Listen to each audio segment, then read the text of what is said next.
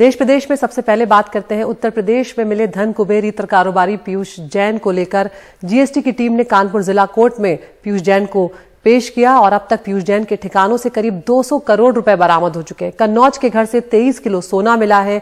6 करोड़ का चंदन का तेल भी बरामद हुआ है। छापेमारी में बड़े पैमाने पर संपत्तियों के दस्तावेज भी बरामद हुए हैं। जीएसटी के इतिहास में अब तक की ये सबसे बड़ी छापेमारी है।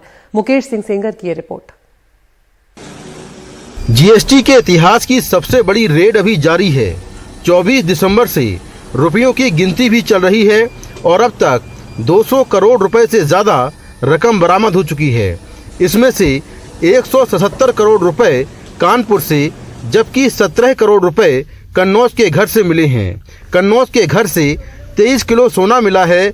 600 लीटर चंदन का तेल भी मिला है जो ड्रम के अंदर तह खाने में छिपाकर रखा गया था। इसकी कीमत 6 करोड़ रुपए है। कन्नौज में जीएसटी के अधिकारियों को पीयूष जैन के घर के हर कोने से पैसा और सोना मिला।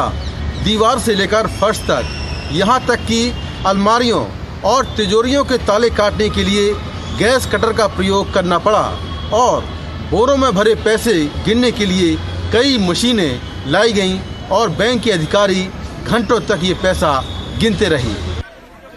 जीएसटी के अधिकारियों ने पीयूष जैन को रविवार को गिरफ्तार कर लिया। सूत्रों की माने तो पीयूष जैन ने जीएसटी के अधिकारियों को बताया कि उसने सोना बेचकर ये कैश इकट्ठा किया है। हालांकि सोना कहां बेचा इसका जवाब पीयूष जैन नहीं दे पाए। जानकारी के मुताबिक पीयूष जैन कन्नौज में बेहद साधारण तरीके से रहते हैं और स्कूटर से घूमते हैं। उनके पिता एक केमिस्ट हैं। पिता से ही उन्होंने इत्र बनाने का काम सीखा। पिछले 15 सालों में उन्होंने इतना बड़ा कारोबार खड़ा कर लिया। कन्नौज में उनके पिता और स्टाफ रहता है, जबकि कानपुर में पीयूष अपने भाई अमरीश के साथ रहते हैं। दोनों भाइयों के 6 बच्चे हैं जो कानपुर में पढ़ते हैं।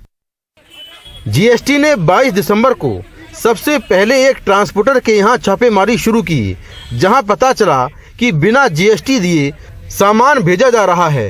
कई फर्जी फर्मों के नाम से इनवॉइस मिले। उसके बाद ही एक गुटखा किंग और पीयूष जैन के यहाँ छापेमारी शुरू हुई। ईडी के इतिहास में ये अब तक की सबसे बड़ी रेड है जो पिछले 5 दिन से चल रही है और अब तक 200 करोड़ रुपए से ज्यादा बरामद हो चुके हैं। साथ में 23 किलो सोना बरामद हुआ है। चूँकि ये सोना विदेश का है, इसीलिए इस मामले में DRI भी जांच में शामिल होगी। साथ में ईडी भी मनी लॉन्ड्रिंग के तहत इस मामले की जांच कर सकती है। कानपुर से अपने सहयोगी अरुण अग्रवाल और कन्नौज से इजराइल के साथ दिल्ली से मैं मुकेश सिंह, NDTV इंडिया। मुंबई में एक भोजपुरी अभिनेत्री ने 2 एनसीबी अधिकारियों की ब्लैकमेलिंग से तंग आकर खुदकुशी कर ली। हालांकि दोनों का एनसीबी से कोई संबंध नहीं है। दरअसल ये आरोपी फर्जी एनसीबी वाले बनकर उस अभिनेत्री से 20 लाख रुपए मांग रहे थे। अंबाला पुलिस ने दोनों को खुदकुशी के लिए उकसाने के आरोप में गिरफ्तार कर लिया है। इस बीच एनसीबी प्रवक्ता नवाब मलिक ने दोनों आरोपियों को एनसीबी की प्राइवेट आर्मी का हिस्सा होने का अंदेशा जताकर मामले को नया मोड़ दे दिया है। सुनील सिंह की रिपोर्ट। सूरज परदेसी और प्रवीण वालिम्बे दोनों ने फर्जी एनसीबी अधिकारी बनकर भोजपुरी अभिनेत्री 28 साल की ज़ारा खातून उर्फ संजना को इस कदर परेशान किया कि उसने खुदकुशी कर ली। अब दोनों सलाखों के पीछे हैं, लेकिन इनकी करतूत की वजह से एक बेगुनाह की जान चली गई। 20 दिसंबर को जब वो मृतक लेडी है, वो उनके फ्रेंड्स के साथ एक होटल में पार्टी करते टाइम पे और 2-3 आरोपी वहाँ पे आए और उन्होंने बताया कि यहाँ पे एनसीबी का रेड हुआ है और वो एनसीबी ऑफिसर है। ऐसा उनको झूठ बता के उस केस में गुनाह नहीं दाखिल करने के लिए उनसे 20 लाख की मांगनी की है और बार बार उनसे फोन करके पैसे की मांगनी किया। इसका परेशानी में वो 28 साल की लेडी और उनके घर में हैंगिंग करके सुसाइड करके लिया है। अंबोली पुलिस ने दोनों को खुदकुशी के लिए उकसाने के साथ साथ ठगी और धमकाने के आरोप में गिरफ्तार कर लिया है।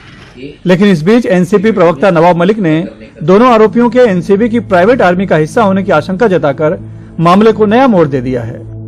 निश्चित रूप से एनसीबी के अधिकारियों ने प्राइवेट आर्मी मुंबई शहर में बना रखी थी और उसके जरिए बड़ा वसूली का धंधा चल रहा था। गोसावी भानुशाली जैसे लोगों का पर्दाफाश हुआ और कई लोग इस आर्मी में हैं। हमने कहा था इस विषय में भी प्राइवेट आर्मी का एंगल जांचना चाहिए। पुलिस को हालांकि अभी तक दोनों आरोपियों का एनसीबी से तो कोई लिंक नहीं मिला है, लेकिन पुलिस को मृतक महिला के ही एक साथी आरिफ काजी की तलाश है, क्योंकि पुलिस को शक है कि आरिफ काजी ने ही दोनों आरोपियों के साथ मिलकर भोजपुरी एक्ट्रेस को ठगने की साजिश रची थी। मुंबई से कैमरामैन अशोक महाडी के साथ सुनील सिंह, एनडीटीवी इंडिया के लिए। अनुच्छेद 370 हटने के बाद जम्मू कश्मीर में पहली रियल एस्टेट समिट का आयोजन किया गया। इस दौरान 39 समझौते हुए, जिसमें 19 रिहायशी मकानों के निर्माण के लिए हैं, लेकिन स्थानीय पार्टियां इसका विरोध कर रही हैं। जम्मू कश्मीर के पहले रियल एस्टेट समिट ने देश के हर नागरिक के लिए यहां जमीन और मकान लेने की गुंजाइश पैदा की है। जम्मू कश्मीर का विशेष दर्जा खत्म करने के बाद सरकार की ये बड़ी पहल है।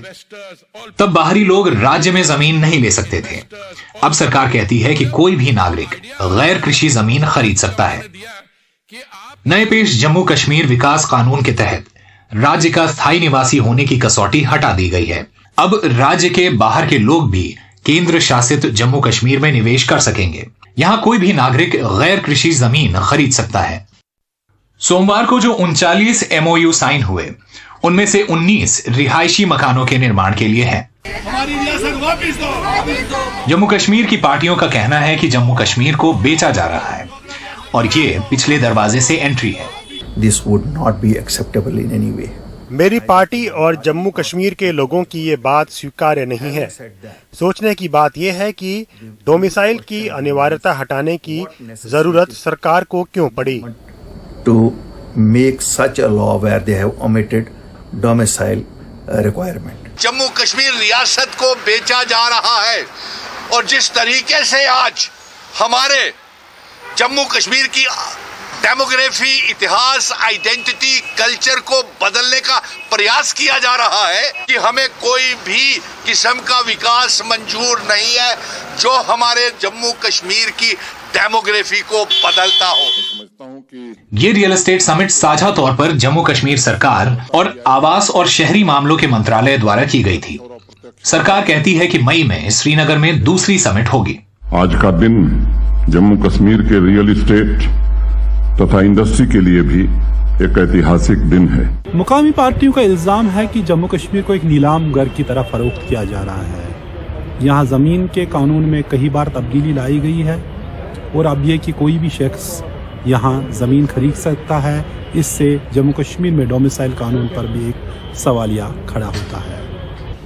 हाल ही में सरकार ने संसद में जानकारी दी थी कि जम्मू कश्मीर का विशेष दर्जा खत्म किए जाने के बाद से राज्य में बस 7 प्लॉट खरीदे गए हैं। ये 7 प्लॉट जम्मू में हैं। बाहर के लोगों को राज्य में जमीन खरीदने की इजाजत देना बीजेपी और केंद्र के लिए अहम मसला था। रियल एस्टेट समिट इसी मकसद को हासिल करने की कोशिश है। श्रीनगर से नजीर मसूदी की रिपोर्ट, एनडीटीवी इंडिया के लिए।